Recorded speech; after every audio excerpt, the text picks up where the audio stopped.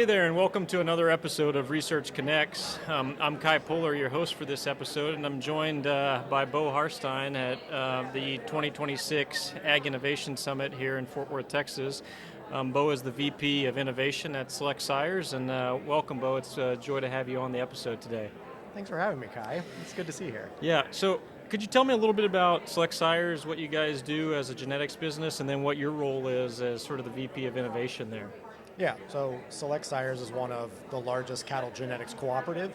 So we operate domestically in the U.S. through 3 members who act as the distributors, and they hire the artificial insemination consultants and technicians. And then beyond that, we have an international marketing arm called Worldwide Sires that we operate any given year between 90 to up to 100 countries. So in principle, and as the foundation, we sell bovine genetics. We have over 2,000 bulls.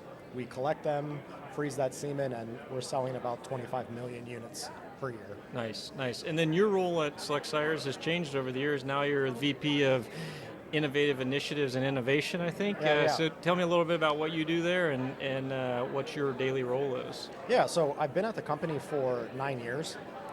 Most of that has been as a director of research, and I still do some of that today. I help all of our different divisions or departments manage research, go through research design and implementation, but recently my job has changed more to into commercialization, helping customers make sure the products that we offer are able to be used correctly, and so that's become part of the job as well.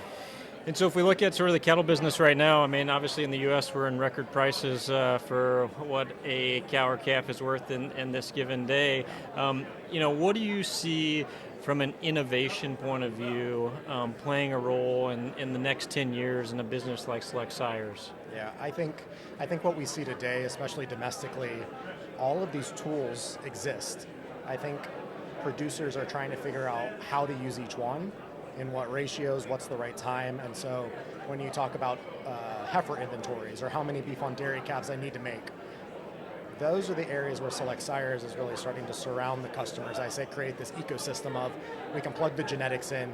What are the right genetics? Do we use beef semen to make beef on dairy? What ratio do we need of sex semen to conventional? And then we're helping customers kind of realize that, find the right markets that they're in via supply chains, and then, again, surround them with a whole bunch of other technologies. For example, we're an exclusive distributor of Cow Manager, a biosensor, so there are a lot of tools in place. We want customers to use good genetics and then be able to capture the value of those genetics. So it sounds to me like, there's a lot of stacking of technology. So it's not just a genetics business, right? It's a business of really finding innovative solutions with the genetics together to sort of be the most productive or most efficient they can be. Is that sort of a good way to summarize it, maybe? That is, yeah. I like to just think of again, foundationally we're a genetics company, but there's so many other things that a producer, a rancher, a dairy farmer, they need in place to be able to capture the value of those genetics. And so that's where we are today, and I'm proud that we are. Cool, excellent. So that's a wrap of this episode of Research Connects. I want to thank Bo again for joining us from Select Sires and joining us on this episode. You can catch more episodes throughout the summit through our social media platforms. And thanks again, Bo. Awesome, thank you. Yep.